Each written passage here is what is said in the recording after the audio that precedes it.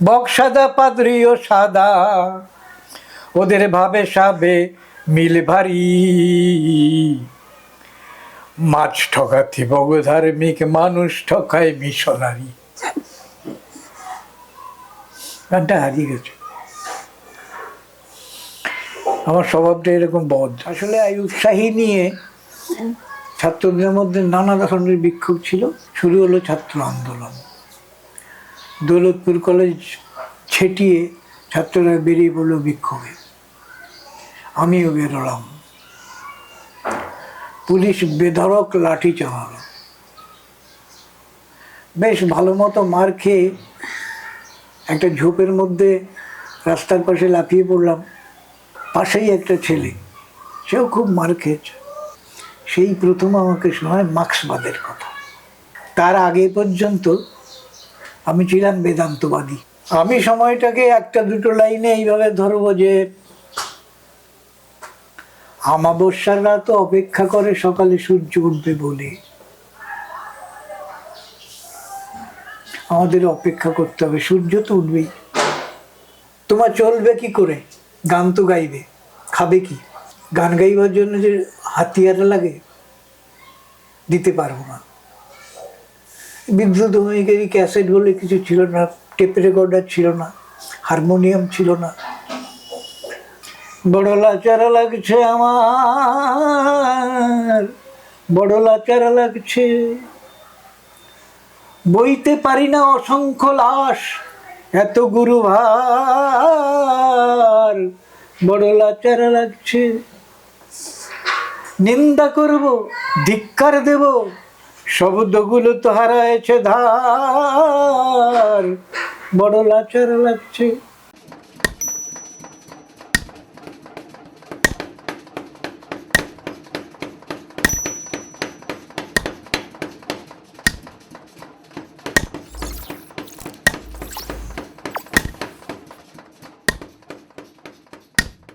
সরাসরি কথা বলতে গিয়ে অনেক সময় যে গান বাঁধা হচ্ছিল, সে গানগুলি যতটা গান হচ্ছিল স্লোগান তার চেয়ে কম হচ্ছিল না। অর্থাৎ বললে বলা যায় কাব্যরসে খামতি। আমার তাতে কোনো আপত্তির প্রশ্ন নেই। আঙ্গিক আর বিষয়ে যখন একটা এত বড় ফারাক করে এসে গেছে, আর নয়া গণতান্ত্রিক সংস্কৃতির বিষয় আমি যতটুকু বুঝি, আঙ্গিক তো বুঝি না। কারণ সেই সমাজ তৈরি হয়নি আঙ্গিক কোত্থেকে পাবো? অর্থনৈতিক সামাজিক প্রতিফলনিত সংস্কৃতি। ফলত স্লোগান একটু হবে, হচ্ছিল। কিন্তু সমস্যা হলো যেখানে, তা হলো প্রত্যেকটা গানে হাতিয়ারের কথা আনতেই হয়। এরকম ভাবে ভাবছিলেন এবং বলছিলেন এবং করছিলেন পরেশ দা। পরেশ দা কিছু কিছু গানের দলকে তাদের কাছে গিয়ে গিয়ে শেখাচ্ছিলেন। যেমন ফ্রেজারগঞ্জে রণভেরি সাংস্কৃতিক সংস্থা, চুচুড়ায় সুকান্ত সাংস্কৃতিক সংস্থা, ক্যানিংয়ে চিত্তরঞ্জন দাসের নেতৃত্বে নাট্যম বলে একটা সংস্থা ছিল। একটা ছিল, সব ভুলে যাই তো, বলা মুশকিল হয়ে যায়। তো এই সব সংগঠনকে তিনি যে বিষয়বস্তুতে হাতিয়ার আসতে হবে, এক, দুই হচ্ছে গান শরীর দিয়ে গাইতে হবে, শুধু গলায় দিয়ে, গলার আওয়াজ দিয়ে নয়, ঘুঙুর পায়ে বাঁধতে হবে, লাল কাপড় হাতে নিতে হবে, হাতিয়ার ধরার ভঙ্গি দেখাতে হবে। এটার প্রেরণা সম্ভবত গদ্দার। গদ্দার তো একটা বিশেষ ব্যাপার থেকে নিয়েছিলেন, গণ্ড উপজাতিদের পোশাক, ওই হাঁটু পর্যন্ত তোলা ধুতি আর কালো কম্বল, হাতে লাল রুমাল। চুঁচুড়ার সুকান্ত সাংস্কৃতিক সংস্থার অমল ওই ড্রেস নিয়ে গাইতে শুরু করলো গান। পরেশদার নেতৃত্বে যারা কাজ করছিল তারা সকলেই রণভেরিটেরি, তারা ছেলেমেয়েরা মিলে গান গাইছে, প্রত্যেকের হাতে লাল রুমাল, বন্দুক ধরার পোজ দেখাচ্ছে ওই রুমাল দিয়ে। আমার কাছে মনে হচ্ছিল এগুলি প্রক্ষিপ্ত। আসলে গানের আঙ্গিক কি হবে এর সঙ্গে মাটির একটা সম্পর্ক আছে। এই বাংলায় সেই রায় বেশে নাচের পর, রায় বেশে নাচ গানের পর আর ওই ধরনের কোনো আঙ্গিক তৈরি হয়নি। আর গণসঙ্গীতের ক্ষেত্রে যেখানে চাষির কথা, মজুরের কথা, মধ্যবিত্তের কথা আসছে, সেখানে রায় বেশের মতো একটা নির্দিষ্ট সম্প্রদায়ের নির্দিষ্ট ভঙ্গিমা, তার পোশাক, তার শরীর ক্ষেপণ, এটা আসা খুব যুক্তিযুক্ত বলে আমার মনে হয়নি। অনেক ক্ষেত্রে দেখেছি দর্শকের কাছে হাস্যাস্পদ হতে হয়েছে। একই জায়গায় গান গাইছি, সুকান্ত সাংস্কৃতিক সংস্থা অমল যখন ওইভাবে উঠে গান গাইছে তখন দর্শকেরা হাসাহাসি করেছে। প্রায় 25 বছর, গোটা 25 বছর ধরে এই যে কর্মকাণ্ড, এই পর্বের গণসঙ্গীত, এক্ষেত্রে দুজন লোকের নাম বিশেষ করে না বললে ব্যাপারটা অসম্পূর্ণ থেকে যাবে। একজন হচ্ছে শুভঙ্কর, যাকে তোমরাও হয়তো জানো জর্জ মির্জাফর গোস্বামী নামে। নামটা চেনা লাগছে। মির্জাফর গাজির গান, আচ্ছা, গাজির গান আর পাঁচালি গান, এই গান নিজে বেঁধে গেয়ে সে মানুষকে মাতিয়ে দিয়েছে। 70-এর দশকের শেষ দিক থেকে এই গান গাওয়া সে শুরু করে জরুরি অবস্থার মধ্যে। মারা গেছে গত বছর। তারা মারা যাওয়ার আগে পর্যন্ত সেই গান গেয়ে গেছে এবং মানুষ মানে হই হই করে তার গানকে অ্যাপ্রিসিয়েট করেছে, কারণ তার কথার বাঁধনি ছিল অত্যন্ত সাধারণ এবং ওই সুর দুটোই তো একদম লোকসুর। আর একজনের নাম নীতিশ রায়। তো দুটো গানের একটু লাইন বলি। যত হামলা করো সব সামলে নেব, চ্যালেঞ্জ তোমায় যদি মারতে পারো। এই একজন মানুষ যার গানে ওই মাটির গন্ধ বলে তুমি যা বোঝাতে চাইছো, আমি যা বুঝছি সেটা পাই। অত্যন্ত সাবলীল সাধারণ মানুষের ভাষা, সুরে খুব যে বৈচিত্র্য আছে তা নয়, তাহলেও বিচিত্রতা আছে, বৈচিত্র্য। লোকসঙ্গীতের উপরই ভরসা বেশি। এখনো গান গেয়ে চলেছেন নীতিশ রায়। শুভঙ্কর তো মারা গিয়েছেন। তো 2005-06 এই পর্যন্ত এই ঢেউটা চলেছিল, তারপর ঝিমিয়ে পড়ল। কারণগুলির মধ্যে এক তো ওই বিতর্ক আছে, আর 3টে বড় কারণের কথা আমি উল্লেখ করব, বলতে ইচ্ছে করছে বলে। 1 নম্বর কারণ হলো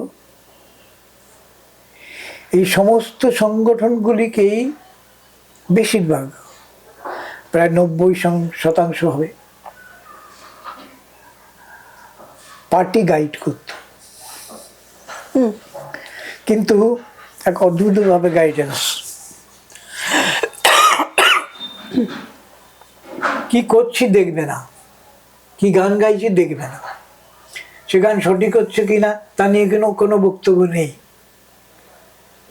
শুধু গান গাইতে যাও, গান গাও। তোমার চলবে কি করে? গান তো গাইবে, খাবে কি? দেখো না, পারবো না দেখতে, তুমি যা খুশি তাই করো। তোমার গান গাইবার জন্য যে হাতিয়ার লাগে দিতে পারবো না। বিদ্যুৎ ভূমিকারী ক্যাসেট বলে কিছু ছিল না, টেপ রেকর্ডার ছিল না, হারমোনিয়াম ছিল না। গণবেলী সাংস্কৃতিক সংস্থা নিয়ে দাপিয়ে বেড়াচ্ছে।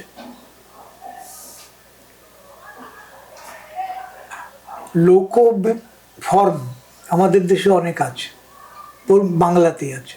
চটকা, ভাওয়াইয়া, গম্ভীরা,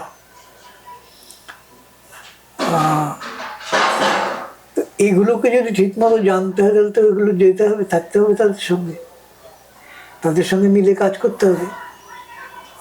তার জন্য কিছু করতে পারবো না, শুধু অমুক করো তমুক করো নির্দেশ দেবো, আমার দায়িত্ব শেষ। এই মানুষগুলোকে পুষতে হবে। গণসঙ্গীত শিল্পীদের একাংশকে যদি কোনো নির্দিষ্ট রাজনৈতিক দল ভালো করে কাজে লাগাতে চায় এবং তাদের দিয়ে সংগ্রাম গড়ে তোলার রাস্তায় নিয়ে যেতে চায়, তাহলে দরকার সর্বক্ষণের কর্মী। সর্বক্ষণের কর্মী হলে তার তো খাবার জোগাড়টা করে দিতে হবে, সেটা না দিতে পারলে তো হবে না।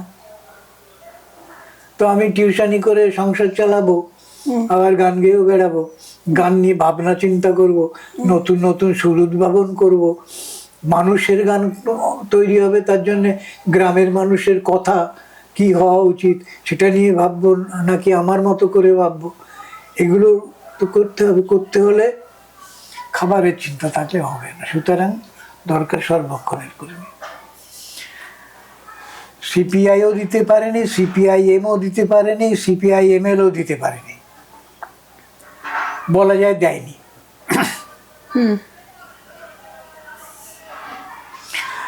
তাদের সিপিআইএমএল এর বেলায় একটা ইয়ে আছে,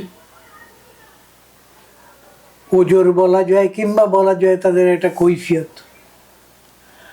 গুরুত্বপূর্ণ সশস্ত্র সংগ্রামের মধ্যে দিয়ে ক্ষমতা দখল, ওইটা আগের কাজ, ওইটা সবচেয়ে বড় কাজ। ওইটা নিয়ে পড়ে আছে, তোমাদের দিকে নজর দেব কখন? কিন্তু তা বললে তো এটা বাঁচবে না, বাঁচেনি।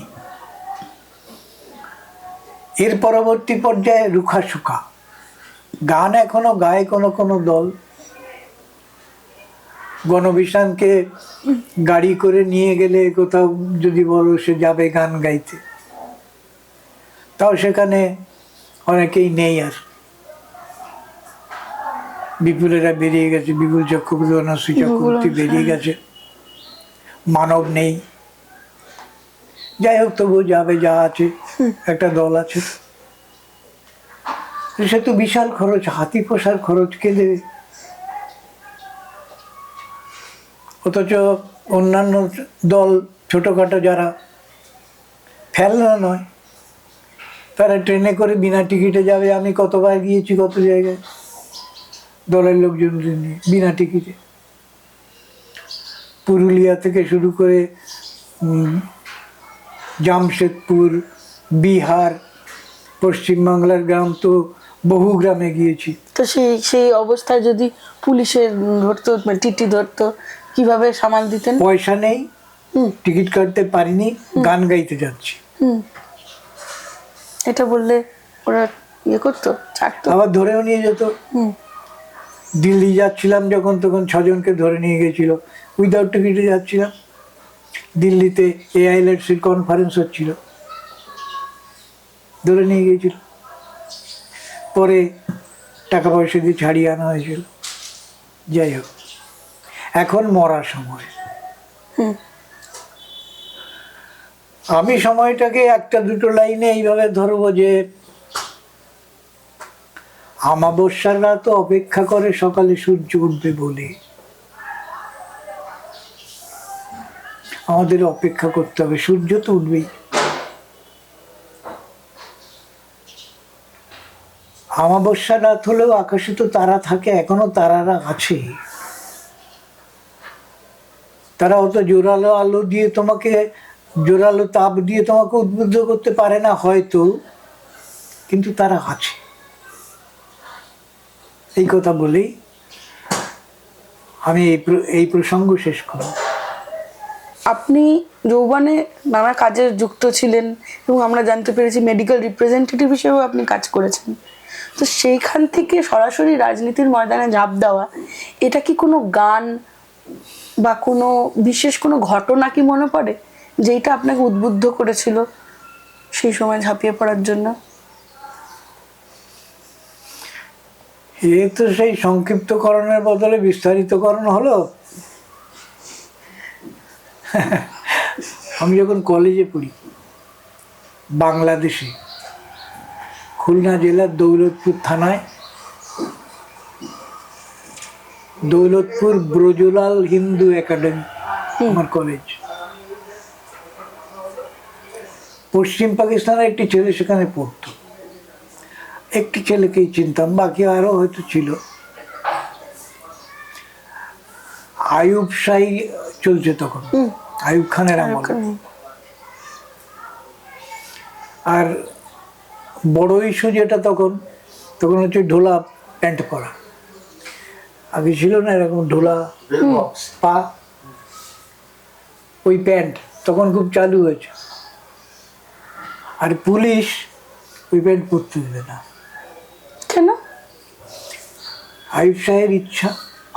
আচ্ছা। এখন যেমন মোদি সাহেবের ইচ্ছা বৃহস্পতিবার মঙ্গলবারে নিরামিষ খেতে পারে না, মাছ খেতে পারে না, ওরকমই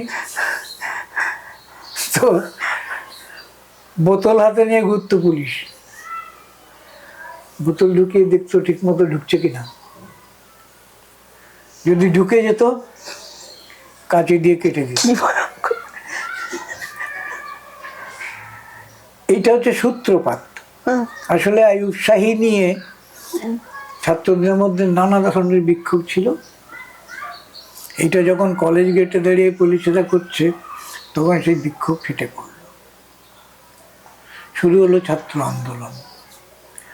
দৌলতপুর কলেজ ছেটিয়ে ছাত্ররা বেরিয়ে পড়লো বিক্ষোভে। আমিও বেরোলাম। পুলিশ বেধড়ক লাঠি চালালো। বেশ ভালো মতো মার খেয়ে একটা ঝোপের মধ্যে রাস্তার পাশে লাফিয়ে পড়লাম। সেখানে পুলিশ আর গেল না, আর মারছে না। পাশেই একটা ছেলে, সেও খুব মার খেয়েছে। পরিচয় হলো। সেই পরিচয়ের সূত্রে পরবর্তীকালে কিছু কথাবার্তা হতে শুরু করলো। দেখা হয় কলেজে। আমাকে শোনায়, সেই প্রথম আমাকে শোনায় মার্ক্সবাদের কথা। তার আগে পর্যন্ত আমি ছিলাম বেদান্তবাদী। কলেজে পড়তাম সায়েন্স নিয়ে, আর লাইব্রেরিতে বসে থাকতাম বেদ উপনিষদ নিয়ে। অমূল্যধন সিনহা ছিলেন আমাদের দর্শনের প্রফেসর।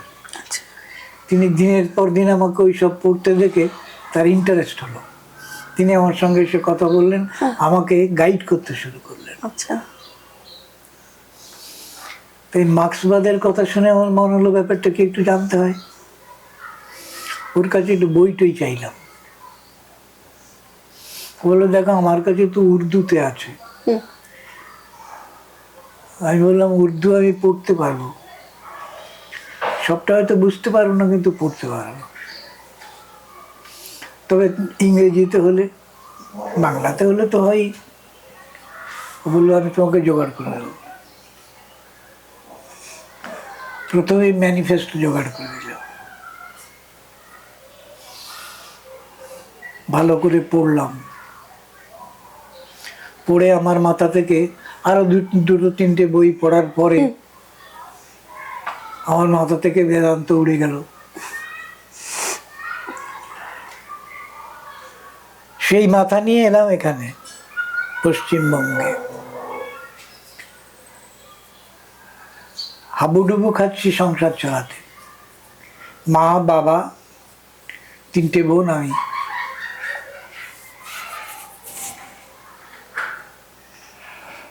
তখনও এমআর হইনি, এটা ওটা করি।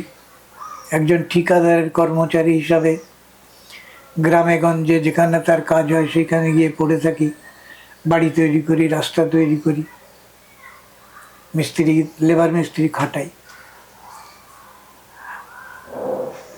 লেবার মিস্ত্রিদের জীবন কতটা দুঃসহ সে অভিজ্ঞতা আমার ওইখান থেকে হয়। 60-এর দশকে যখন এই বিতর্কটা শুরু হচ্ছে, তখন মানে ওই রাজনৈতিক বিতর্ক, ওই যে বলছিলাম সেমিনার সিম্পোজিয়াম এখানে ওখানে হয়, আমি সেখানে যাই। সেখান থেকে আমার মনে একটা ধারণা তৈরি হয়, চেতনার এক ধরনের সুস্থিত অবস্থা তৈরি হয়। নকশালবাড়ির চিন্তা যখন এলো, তখনও নকশালবাড়ির চিন্তাটাই সঠিক এটা আমার মাথায় আসে। খুব ইচ্ছে হয় এই আন্দোলনে যোগ দেব, কিন্তু পারি না কারণ ওই পরিবার, বাবা মা বোনেরা তাদের ফেলে দিয়ে, তখন তো ওইটাই ছিল পার্টি করতে হলে গ্রামে চলে যেতে হবে, এটা পারবো না। ওই অবস্থায় ইচ্ছেটা চেপে রেখে আমার জীবন কাটছিল।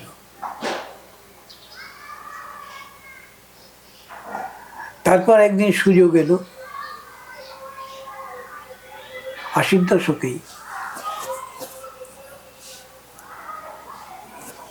এমআরের কাজকর্ম করে যতটুকু যা পেয়েছি তাদের 2 বোনের বিয়ে দিয়ে দিয়েছি। বাবা মা আর একটা বোন সে ইনভ্যালিড, পোলিও হয়েছিল ছেলেবেলায়, ডেভেলপমেন্ট হয়নি। আমার ইমিডিয়েট ছোট মারা গেছে। তো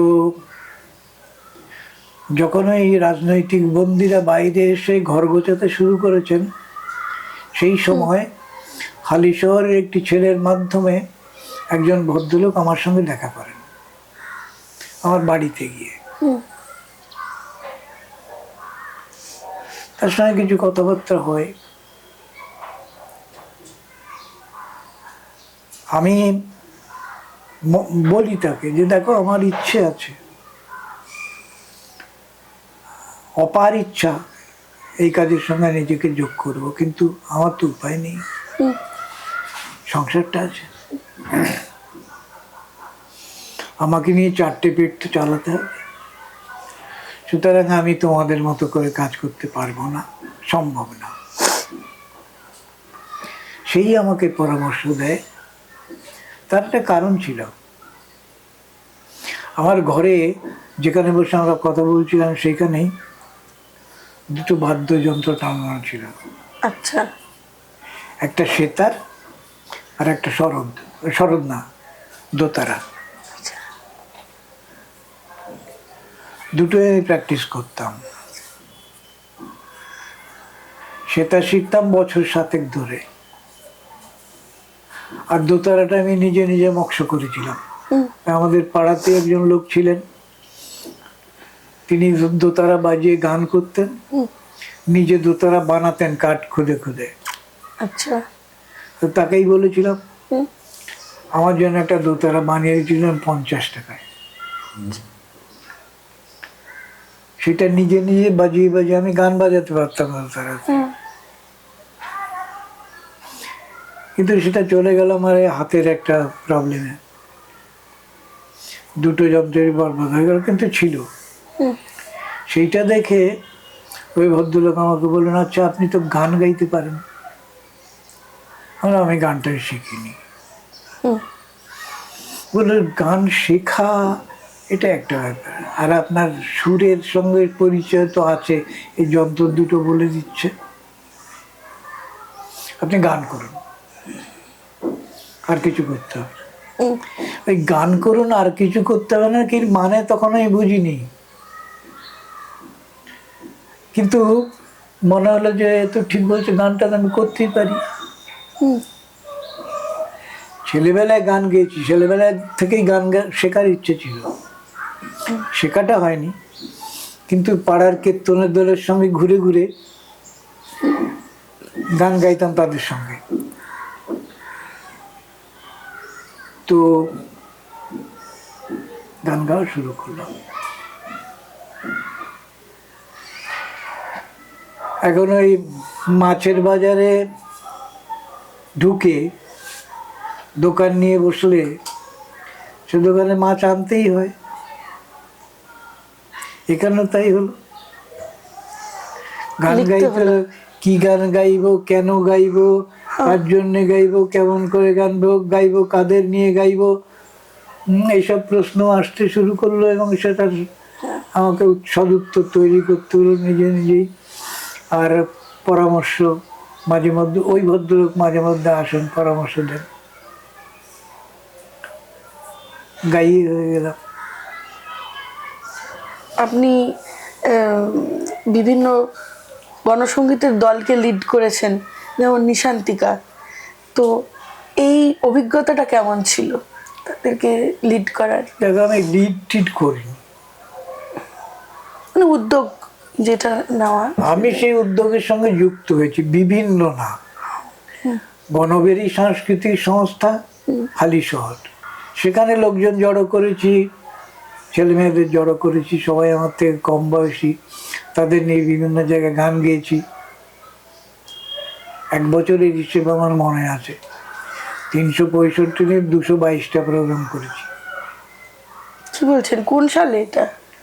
এটা তোমার ওই 97-98 সাল। আচ্ছা। অভিজ্ঞতা ভালোই, মানে যারা ছিল গণবেরিতে, যাদের সঙ্গে কাজ করেছি, তারা গানের প্রতি লয়াল ছিল। তারাও কেউ গান টান শেখেনি, সবই আমার মতো গাইয়ে আর কি। সবই ঢাল নেই, তরোয়াল নেই, নিধিরাম সর্দার, তাদের নিয়ে গান গাইতাম। আর নিশান্তিকার ক্ষেত্রে তো নিশান্তিকা একটা পুরনো দল। একসময় রমেন গাইয়েছিল, সে প্রথাগত গাইয়ে। আচ্ছা। তার সঙ্গে যুক্ত হলো পার্থ ব্যানার্জি। পরবর্তীকালে পার্থ রাজনৈতিক কাজে বেরিয়ে চলে গেল, রমেন ছেড়ে দিল, সে লোকসঙ্গীত নিয়ে চর্চা করবে। তার জন্যে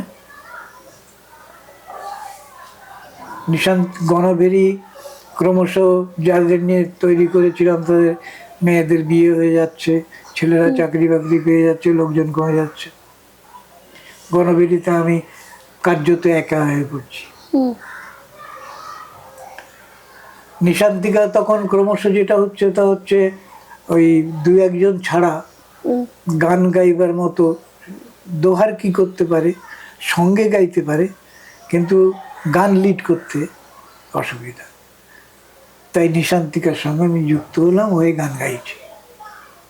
এই দুটো সংগঠনকে আমি নেতৃত্ব দিয়েছি, ব্যাপারটা এরকম নয়, একসঙ্গে গান গেয়েছি বলা যায়। আপনি যে গান তৈরি করেন, সেই গানের ভাবনাগুলো কিভাবে আসে, বা সুরগুলো কোন কোন? আপনি বললেন অবশ্য যে লোকসঙ্গীত, ভাওয়াইয়া, চটকা, এগুলো আপনার খুব কাছের। এছাড়া আপনার যে গান তৈরি করার প্রসেস, সেটা যদি একটু বলেন। সব এত একাডেমিক প্রশ্ন, যার উত্তর একাডেমিশিয়ানে দিতে পারে, আমি পারি না, কারণ আমি একাডেমিশিয়ান নই। আসলে আমি গান লিখেছি বা গেয়েছি, এটা মূলত কর্মসূচির প্রয়োজন। আমার একটা ভাবনা আছে গান গাওয়া সম্পর্কে, তা হলো যে সংগঠনই ডাকুক, তারা কেন ডাকছে এটা আগে বুঝে নাও। সেই প্রোগ্রামের যে ক্যাপশন, সেই অনুযায়ী তোমার গানকে ভাবো। 4টে 5টা 6টা 8টা যাই ভাবো, একটা সেট অফ সংস, সেটাকে তুমি এমনভাবে উপস্থাপিত করো যেন সেটা নিজেই একটা প্রোগ্রাম হয়ে যায়, যে প্রোগ্রামটা ওই ক্যাপশনকে বহন করতে পারে।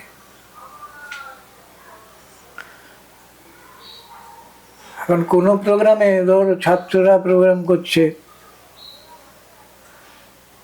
তাদের গবেষণার জন্য শিক্ষাক্ষেত্রে বৃত্তি বেশি দরকার, পাচ্ছে না। হুম তা নিয়ে বিক্ষোভ, হুম এ নিয়ে গান কোথায় পাবো?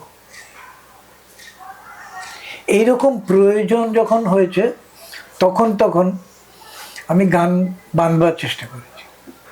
গান বাঁধা মানে আমার গান বাঁধা, কতগুলো শব্দকে গুছিয়ে একটার পর একটা লাগিয়ে একটু ছন্দ ভাব তৈরি করে সাজিয়ে ফেলা, এ হচ্ছে আমার গান বাঁধা।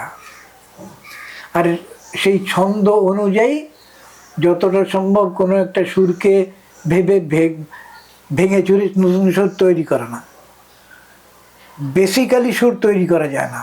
হুম সব সুরই অন্য সুর থেকে ভেঙে চুরে নিয়ে আসা হয়। হুম মূলত যা শুনেছি, কবি গান শুনেছি, কীর্তন গান শুনেছি, ভাওয়াইয়া চটকা ওসব তেমন আমি শুনিনি। পাঁচালি গান শুনেছি, তার মধ্যে থেকে যেমন আইডিয়া মাথায় আসে একটা সুর বানিয়ে ফেললাম, মানে ছন্দে কথাগুলো বলা। ছেলেবেলার কীর্তন সঙ্গীত তো গেয়েওছেন আপনি? হ্যাঁ, গেয়েছি, কিন্তু কীর্তনের সুরে তো আর গণসঙ্গীত হবে না, সেখান থেকে একটা প্যাটার্ন নেওয়া, একটা প্যাটার্ন আসতে হ্যাঁ পারে। হ্যাঁ হ্যাঁ। তো ওইটাই ওরকম একটা প্যাটার্ন ভেবে সেটাকে বসিয়ে দিয়ে নিজে দুবার গাইলাম, মনে হলো হ্যাঁ চলতে পারে, হয়ে গেল। আপনার লেখা গানগুলোর মধ্যে কিছু গান নিশ্চয়ই বিশেষ বা স্পেশাল একটুখানি বাকিদের তুলনায়, তো কোন দুটো বা তিনটি গান আপনার কোনো ভীষণ প্রিয়, কাছের? আপনার লেখা গান আপনার কোনটা কাছের? না, এরকম কোনো গল্প নেই, একটাও নেই? না, আমার কাছে সব গানই অপ্রিয়। আমার নিজের মনে হয় আমি যে গান বেঁধেছি, যে গান গাই, হুম তো ওই যে গণসঙ্গীত সম্পর্কে আমি বলছিলাম দু চারটে কথা যা আমার জানা, তার খাপে মেশে না। মিছিলের গান হয়নি বলছেন? হ্যাঁ, মিছিলের গান হয়নি এরকম বলছেন? মিছিলের গান হওয়া তো দূরের কথা, জনগণের গানই হয়নি।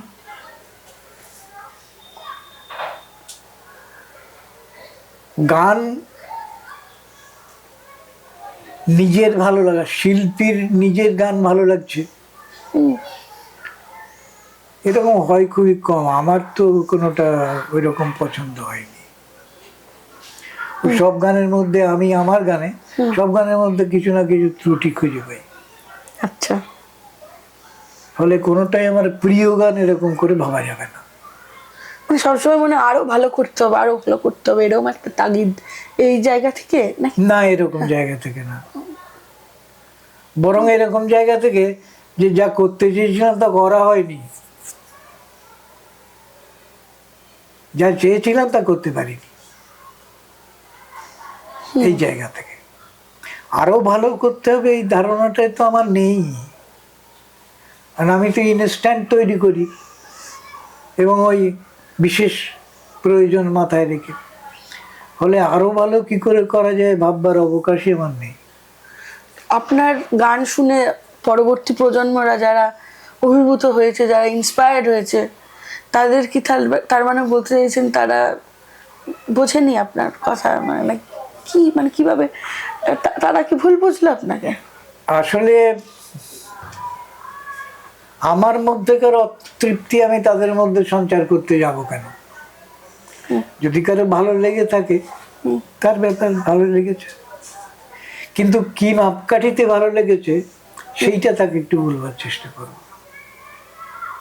আচ্ছা। গণসঙ্গীত ভালো লাগার মাপকাঠি হলো জনগণের চেতনাকে সে ঠিক মতো ছুঁয়ে যেতে পেরেছে কিনা। যে লড়াইটা লড়তে হবেই, সেই লড়াইতে তাকে উদ্বুদ্ধ করার মতো একটুখানিও কিছু কাজ করতে পেরেছে কিনা। না, আমার তো মনে হয় পেরেছে, কারণ 90-এর দশকে যখন পুরো বিশ্ব পরিস্থিতি বদলাচ্ছে, রাজনীতির পুরো প্রেক্ষাপট বদলে যাচ্ছে, সেখানে আপনি লিখছেন যে যতদিন আমাকে শোষণের প্রভাব সহ্য করতে হবে, যতদিন আমায় গতর খেটে কাজ করতে হবে, ততদিন আমি মার্কস লেনিনকে ঊর্ধ্বে তুলে ধরবো, লাল পাতাকে ঊর্ধ্বে তুলে ধরবো। তো এই যে হেরে যাওয়া মানুষটা, তারা তো কোনো জায়গায় একটা শক্তি পাচ্ছে, তাদের তো মানে তাদের শ্রেণী চেতনাকে তো উদ্বুদ্ধ করছে, সেটা সেটা কি গুরুত্বপূর্ণ নয়? তুমি হয়তো মনে করছো তারা পাচ্ছে, বা অন্য কেউ মনে করতে পারে তারা এই উদ্বুদ্ধ হচ্ছে, কিন্তু আমি তো দেখতে পাচ্ছি না। আচ্ছা। আমি তো দেখছি এই গানগুলি আমি গেয়েছি গ্রামে গঞ্জে, যেখানে কৃষক সংগ্রাম এক সময় চলছিল, আংশিক সংগ্রামের, আংশিক দাবিতে সংগ্রাম, ক্ষমতা দখলের সংগ্রাম নয়। কিন্তু সেই আংশিক দাবির সংগ্রাম ক্ষমতা দখলের দিকে একটু এগোচ্ছে, এই জায়গাটা তো তৈরি করতে পারিনি। অনেক কারণ আছে, অনেক ফ্যাক্টর আছে। আমার গানও তার মধ্যে একটা ফ্যাক্টর। তো সেটা যখন আমার গান পারেনি, তখন আমি ওই গান নিয়ে তৃপ্ত হব, ভালোবাসবো, এই গানটা দারুণ ভালো হয়েছে, কি করে হব? আমি পাইনি। হ্যাঁ, বুঝতে পারলাম, পরিষ্কার হলো কথাটা। আপনি আপনার গান রেকর্ড করা অধিকাংশই নেই, তবু যেটুকু আমরা পেয়েছি তার মধ্যে আমার খুব মনে গেঁথে গেছে একটা গান, বড় লাচার লাগছে আমার। এটার মধ্যে একটা যন্ত্রণা আছে, মানে কোথাও বিশ্বাসটা ভাঙা হলো, নাকি হেরে যাওয়া, না কি, এই অনুভূতিটা একটু যদি বলেন, কার দ্বারা বিশ্বাসঘাতকতা আপনি অনুভব করলেন? গানের কথাগুলো তুমি সব শুনেছো তো? বড় লাচার লাগছে আমার, বড় লাচার লাগছে, বইতে পারি না অসংখ্য লাশ, এত গুরু ভার, বড় লাচার লাগছে, নিন্দা করব, ধিক্কার দেব, শব্দগুলো তো হারায়েছে ধার, বড় লাচার লাগছে। কে বা কারা এর পেছনে রয়েছে, কথা কচকচি অনেক হয়েছে, কে বা কারা এর পেছনে রয়েছে, কথা কচকচি অনেক হয়েছে, তদন্ত হবে, চাপা পড়ে যাবে সত্য যেমন হয় বারবার, বড় লাচার লাগছে। যুক্তিতে খোঁজো পক্ষ নিও না, যেই করে থাক ঢাকতে যেও না, বিপ্লব প্রতি বিপ্লব নয়, এটা তো কেবলই গণসংহার, বড় লাচার লাগছে।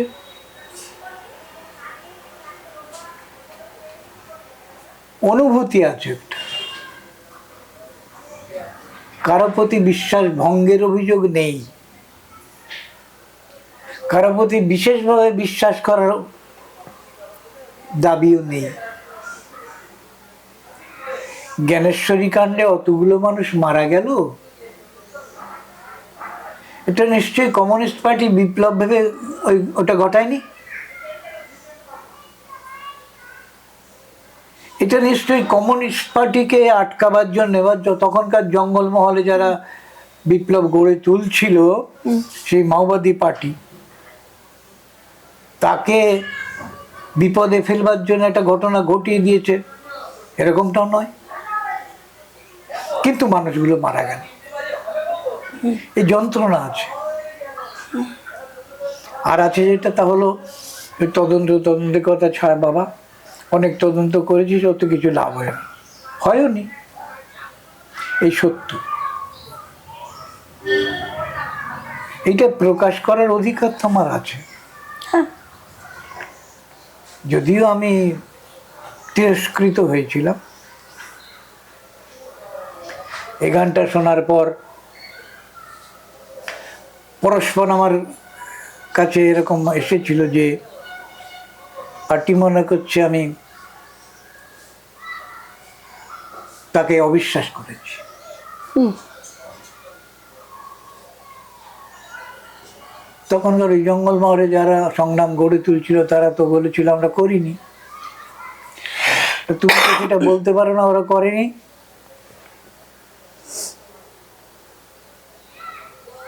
যেই করে থাক যুক্তিতে খোঁজো, পক্ষ নিও না। যেই করে থাক ডাকতে চেও না। তার মানে তোমার মনে এই চিন্তা আছে আমরা করলেও করতে পারি, এটা অন্যায় করেছ। আমার মনে হয়নি। এই মানে মনে হয়নি যে এটা অ্যাক্সিডেন্ট বা সাজানো, এটা অ্যাক্সিডেন্ট বটেই। হুম। অ্যাক্সিডেন্ট ঘটানো হয়েছে এটাও ঠিক, হুম। কিন্তু বিপ্লবের জন্য ঘটিয়েছে বিপ্লবী পার্টি, এটা নয়। আবার বিপ্লবী পার্টিকে আটকানোর জন্য কোনো প্রতিবিপ্লবী শক্তি এটাকে তৈরি করেছে এমনটাও নয়। এটা আমি মনে করেছিলাম, সেটাই আমি বলেছি। এটা স্রেফ নরসংহার, মানুষকে মারা হয়েছে। আজ অপারেশন কাগার বা অপারেশন সমাধান দিয়ে মাওবাদী পার্টির জেনারেল সেক্রেটারি থেকে শুরু করে চিফ কমান্ডার সকলকেই ফেক এনকাউন্টার করে মারা হচ্ছে। এই পরিস্থিতিতে দাঁড়িয়ে বিশেষ করে আদিবাসী মানুষ এবং বনাঞ্চল বিপুলভাবে কাটা হচ্ছে, সব ধ্বংস হচ্ছে। এই পরিস্থিতিতে আপনি কি নতুনভাবে কিছু লিখছেন, ভাবছেন, কিভাবে দেখছেন?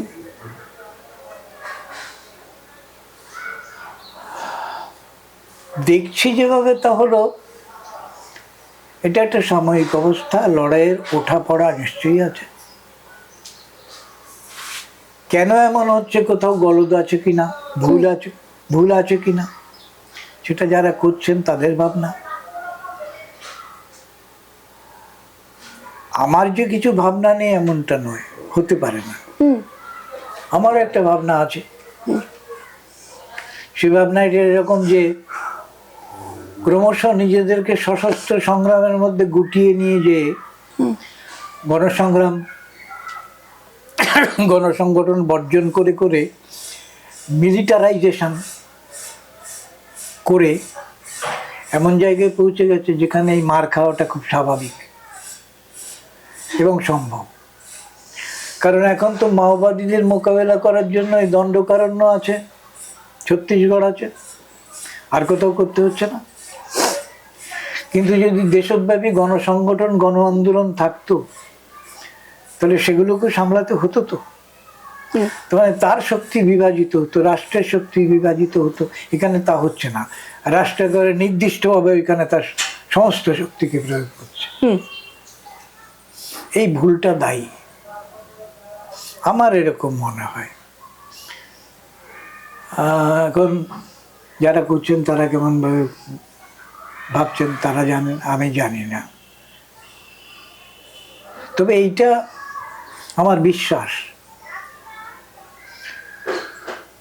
যে এটাই শেষ কথা নয়। 26-এ মাওবাদকে একদম ধ্বংস করে দেবো দেশ থেকে, চেষ্টা করতে পারে। এমনকি ছত্তিশগড় দণ্ডকারণ্যের আন্দোলনকে দমন করতে পারে, এটাও সম্ভব, অসম্ভব বলে ভাবছি না। কিন্তু তার মানে মাওবাদকে নিঃশেষ করে দেওয়া এটা নয়। আমি বিশ্বাস করি নতুন করে নতুন জায়গায় তাহলে আবার গড়ে উঠবে। আজ নয় দুদিন পরে, আজ নয় কাল। ওই যে তখন বলছিলাম না যে অমাবস্যার রাতেও সূর্যের তপস্যা তো থাকেই, কারণ সূর্য তো উঠবেই আবার। মিটমিটে তারাদের মধ্যে সেই স্বপ্ন জেগে থাকে,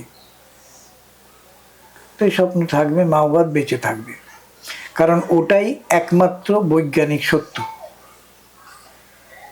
প্রতুল মুখোপাধ্যায় বা কবির সুমনের মতো শিল্পীরা যাদের আপনি খুব কাছ থেকে দেখেছেন, তাদের তৃণমূলের মঞ্চে দেখে আপনার বা তৃণমূলের এইভাবে কি মানে কি প্রতিক্রিয়া সেটার প্রতি? মানে লোকটা কেমন, এই নিয়ে আমি কি ভেবেছি? না না, লোকটা কেমন না, আপনি এদের রাজনীতি দেখেছেন, এদের গান শুনেছেন কাছ থেকে, এবং তারা আজকে তৃণমূলের মতো একটা দলকে, প্রতুলদার নেই কিন্তু যাই হোক, কিন্তু তারা তৃণমূলকে আপহোল্ড করছেন। সেটা কি একটা রাগের জায়গা নাকি মানে ইগনোর করলেই চলে? তোমার আর একটা প্রশ্ন ছিল বোধহয়। লোকসঙ্গীত, জীবনমুখী গান এবং গণসঙ্গীত। হ্যাঁ। লোকসঙ্গীত আর গণসঙ্গীতের ফারাকের কথা আগে হয়ে গেছে। জীবনমুখী গান আসলে ব্যবসা।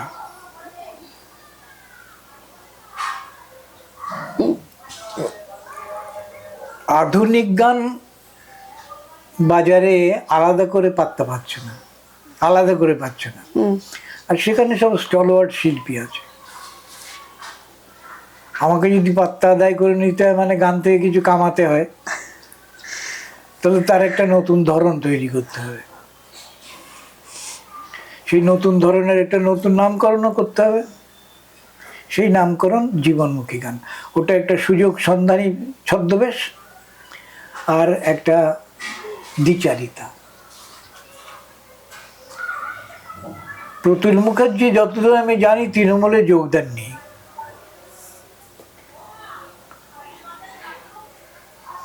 এবং তৃণমূলমুখী গান গাননি। আমি জানি না সত্যি সত্যি কি, যদি দিয়েও থাকে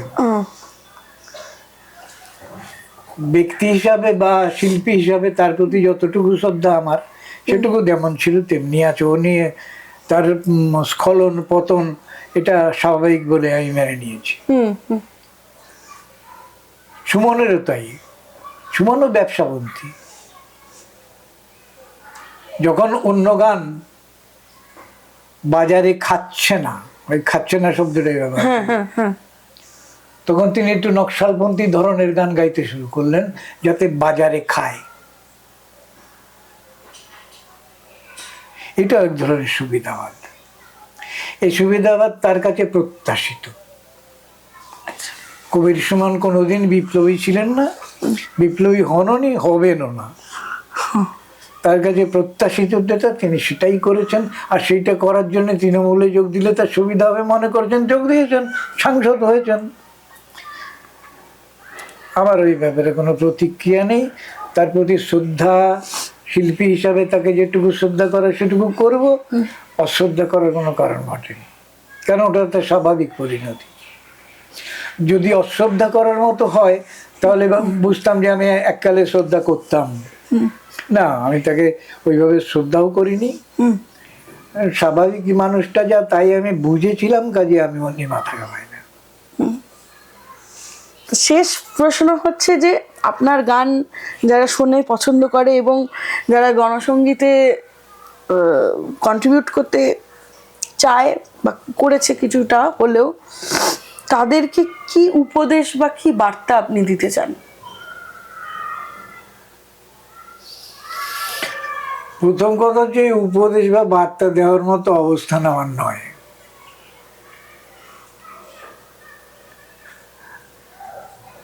এখন সক্ষম অবস্থায় খেলতে খেলতে কেউ মাঠ থেকে বাইরে গিয়ে বসলো, এবার ডিফেন্ডারকে ডেকে বলবে তুমি এই করো ওই করো, এ আমার অপছন্দ। আমি এরকমই করেছি, কাজে কোনো বার্তা টার্তা দেওয়া আমার পোষাবে না। এইটুকু বলতে পারি, নিজের কাছে সৎ থেকো আর খেটে খাওয়া মানুষের প্রতি সৎ হোক। গান তুমি বানতে পারো, যতটুকু পারো বানবে, যেমন পারো গাইবে, কিন্তু ওই দুটো জায়গা যদি তোমার মধ্যে থাকে তাহলে ভবিষ্যৎ কিছু তোমার কাছে পাবে। আপনার এটা কি মানে মনে আছে যে প্রথম আপনি যখন গান লিখলেন কোন কর্মসূচির জন্য, কিংবা সেইটা যদি মনে আছে, কারণ এই জায়গাগুলো ভোলা যায় না। প্রথম লিখলাম না, প্রথমে একটা গানে সুর দিলাম, চেরাবান্ডারাজুর লেখা গান। বাংলায় চেরাবান্ডারাজুর একটা কবিতা সংকলন বেরিয়েছিল, বাংলা অনুবাদ, ওই RWAIA বার করেছিল। তাতে একটা গান ছিল, কামার শালায় লেগেছে আগুন, প্রতিটি হাঁপড় ফুসছে। ওই গানটা আমার মনে হলো সুর করে গাইব। চাকদায় একটা চটকলের শ্রমিকেরা আন্দোলন করছিল, তাদের ওখানে গান গাইতে যাওয়া। তো যে বলেছিলাম যে আমি আগে থেকে একটু ভেবে নিই এই অনুষ্ঠান এইরকম গান দরকার, যতটা পারি সেরকম চেষ্টা করি। ভেবেছিলাম এই গানটা সেখানে উপযুক্ত হবে, তাই একরকম সুর করে নিজে গেয়েছিলাম। ওই গানটা নিয়ে প্রথম গেলাম। একটু শোনান। কার শালায় লেগেছে আগুন, প্রতিটি হাঁফর ফুসছে, আগুনে আগুন জ্বালো সাথী জ্বালো, প্রতীক্ষা করে থেকো না কখন ভোরের সূর্য উঠছে। পড়শি তোমার নেমে গেছে মাঠের উখা শুকা মাটি চষতে, তুমিও লাঙল ধরো সাথী ধরো, চলে গেলে ফিরে পাবে না সময়, বসো না হিসেব কষতে সাথী, বসো না হিসেব কষতে। এরকম প্রথম গান লিখলাম assembly of god church, park স্ট্রিটে। ওদের কিছু কর্মচারী তাদের পেরোল,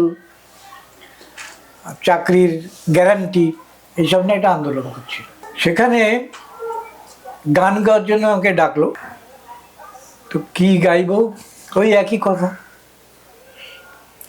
অন্য দু একটা গান গাইতেই পারি, কিন্তু এই ইস্যুকে ধরতে পারছি এরকম একটা গান তো দরকার। সুতরাং বসে বসে বানিয়ে ফেললাম। বক সাদা পাদ্রিও সাদা, ওদের ভাবে সাবে মিল ভারী,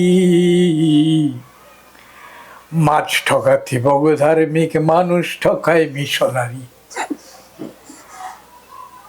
গানটা হারিয়ে গেছে। আমার স্বভাবটা এরকম বদ, মানে এরকম গান ওই যা আছে আমার কাছে তা বাদেও বোধহয় আমার ধারণা ওই স্মৃতির দরজায় টোকা মেরে মেরে ফুটি ফাটা মাঠের মতো ঘিলুগুলোকে একটু জোড়বার চেষ্টা করে করে মাঝে মাঝে এক একটা গানের কথা মনে পড়ে। এরকম গোটা 20 গান হবে যা আমার স্মৃতিতে আর আসে না, তার ভিতরে একটাই গানটা, ওই প্রথম গান। কিন্তু কোথাও লিখে রাখিনি, অথবা লিখে রেখেছিলাম কোনো একটা স্লিপ কাগজে, হারিয়ে গেছে। আমিও একদিন হারিয়ে যাব। না, সেটা সম্ভব না। আচ্ছা, তোমাকে একটা প্রশ্ন করি। হ্যাঁ। তুমি তোমার প্রশ্নতে লিখেছিলে আপনার গানে মাটির গন্ধ পাই। আমার প্রশ্ন ক, মাটির গন্ধ ব্যাপারটা কি বোঝাচ্ছ? খ, আমার গানে মাটির গন্ধ পাই একটু উদাহরণ দিয়ে বোঝাবে? আমি একটু বুঝবার চেষ্টা করি। আচ্ছা, যখন আমি শুনি তোমার দেখছি সালেম জালেম টাটা আম্বানির পিরিত বেশি, বা যেদের ভাত মানে তো সোদা মাটি, চাষির জমি মেঠো চাষি, সরি আপনার ছিল চাষির মেয়ে মেঠো চাষি, সেটাকে চেঞ্জ করেছিলাম হয়তো, যাই হোক। ভাত মানে তো সোদা মাটি, চাষির মেয়ে মেঠো চাষি, না, তোমার দেখছি সালেম জালেম টাটা আম্বানির পিরিত বেশি। ভাত মানে তো সোদা মাটি,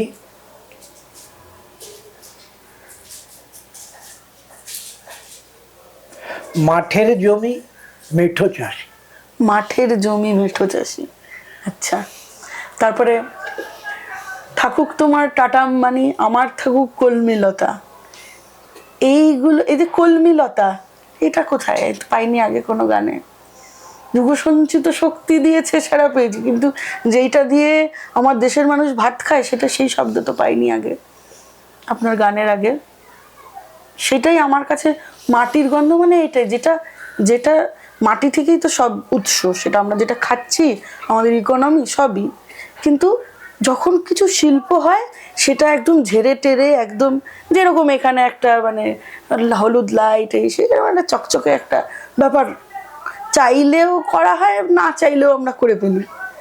সেইটা নেই কোনো জায়গায় গিয়ে, সেটা একদম কোনো জায়গায় গিয়ে সেটা সপাটে চড়, কোনো জায়গায় গিয়ে সেটা খুব রিয়েল।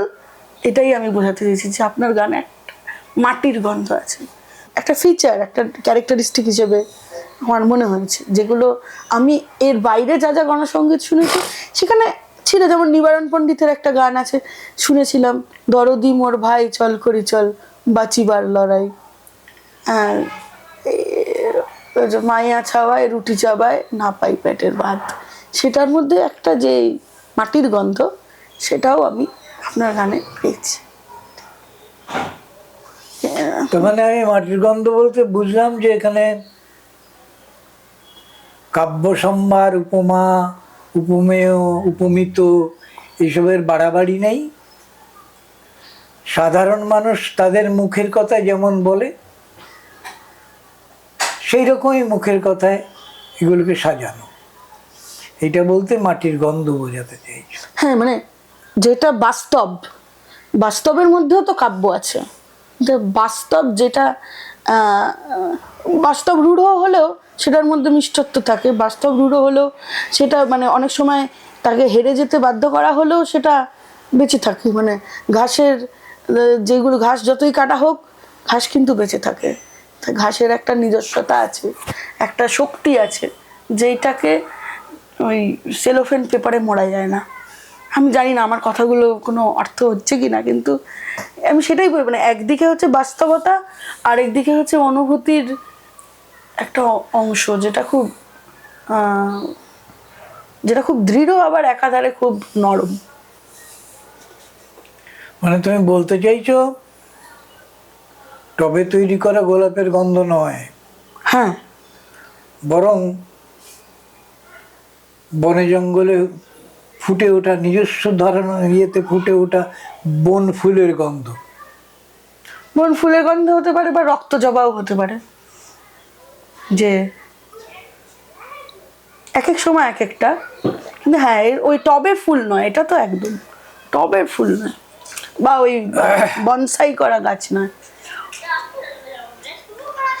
বুঝেছি তোমার কথা, কিন্তু আসলে আমি এই ব্যাপারে তো খুশি নই। খুশি না? আমার গান প্রসঙ্গে আচ্ছা, আমি খুশি নই। মাটির গন্ধ আমি আনতে পেরেছি, এটা আমার মনে হয় না। কোথাও কোথাও হয়তো এসেছে, হয়তো এটা স্ট্রে কেস। সাধারণভাবে এরকম হয়েছে কিনা আমার সন্দেহ আছে। আপনি শিল্পী হিসেবে নিজের গান বলছেন যে আমার মনে হয় যথেষ্ট ঠিকঠাক হয়নি, তাহলে মানে কি জিনিসটা হলে আমার মনে হয় একদম ঠিক হতো? এইটা তো বলতে যদি পারতাম তাহলে সেটা হতো।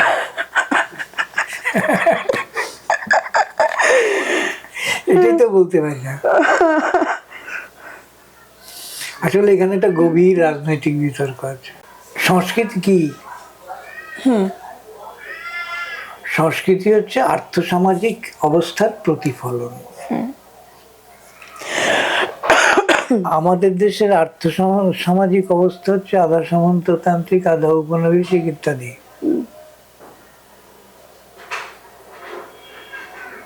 তার প্রতিফলন ঘটবে ওই ঝিংচাক ঝিংচাক। গণসঙ্গীত গাওয়া বা গণসঙ্গীত তৈরি করা, এটা তো এই বর্তমান সমাজের সংস্কৃতির প্রতিফলন নয়। যার প্রতিফলন হয়ে উঠবে সেই সমাজটাকেই তো আমি দেখিনি, সেই সমাজটাই তো আসেনি। যতক্ষণ সে না আসছে ততক্ষণ আমার মনের ভাব সঞ্চার করে আমি কল্পনা করছি এইরকম হবে, তাই আমি ছকছি। ফলে তো পারফেক্ট তো সেটা হবে না, হবে না। কাজে আমার অতৃপ্তি। এটা বাধ্যবাধকতা হিসাবে আমি দেখছি না, এটা অতৃপ্তি।